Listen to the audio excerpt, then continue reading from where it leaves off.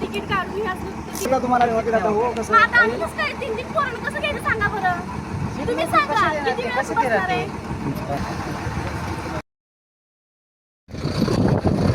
या ठिकाणी नांदेड कोल्हापूर गाडी भर रस्त्यामध्ये बंद पडलेली आहे. आता 12 वाजलेले आहेत आणि या ठिकाणाहून कोणतीही सुविधा नसल्यामुळे डेपो मॅनेजरांनी इथं डेपोमध्ये अहमदपूर डेपोमध्ये डिझेल उपलब्ध नसल्यामुळे या ठिकाणी प्रवाशांना अडचण झालेली आहे.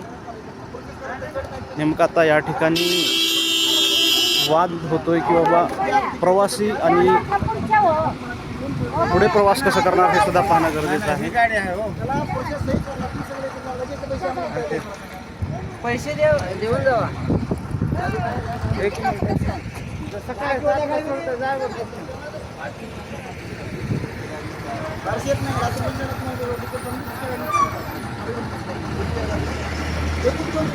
अपुराधा डिझेल साठा मेकॅनिकचे उपलब्ध नसल्यामुळे अहमदपूर डेपोमधून अद्याप तरी कोणतीही या ठिकाणी सुविधा पोहोचलेली नाही. प्रवासी महिला सर्व रस्त्यावर थांबून आहेत. 12 वाजून गेलेले आहेत. नेमकं बस प्रशासन एस टी प्रशासन कशा प्रकारे काम करत आहे हे सुद्धा पाहणं गरजेचं आहे.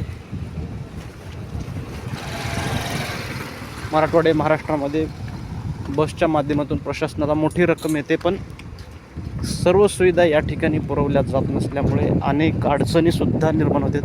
आपण ही गाडी पाहू शकता MH14 LB 3589. ही गाडी नांदेडून कोल्हापूर निघाली आहे. गाडीला पाटीसुद्धा नाही. प्रवाशांना या ठिकाणी अनेक समस्याचं तोंड द्यावं लागत आहे.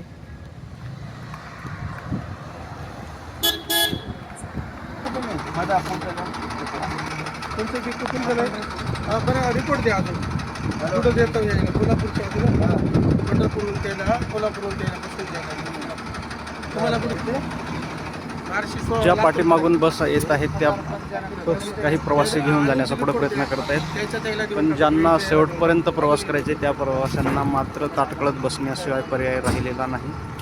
नांदेड सोलापूर जी गाडी आलेली आहे ती गाडीमध्ये काही प्रवासी लातूरपर्यंत देण्याचा या ठिकाणी प्रयत्न केला जातोय. जागा नाही. याच्यानंतर गाडी नाही आता सकाळी शिवाय सकाळी 7लाच गाडी येते. 78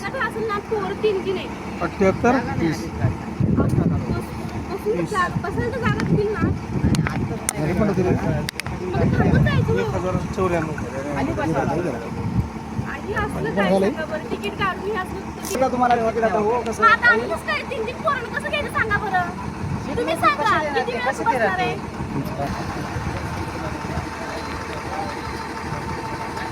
थोडं पुढं सका. हो काका या थोडं समोर या. थोडं ॲडजस्ट करायला.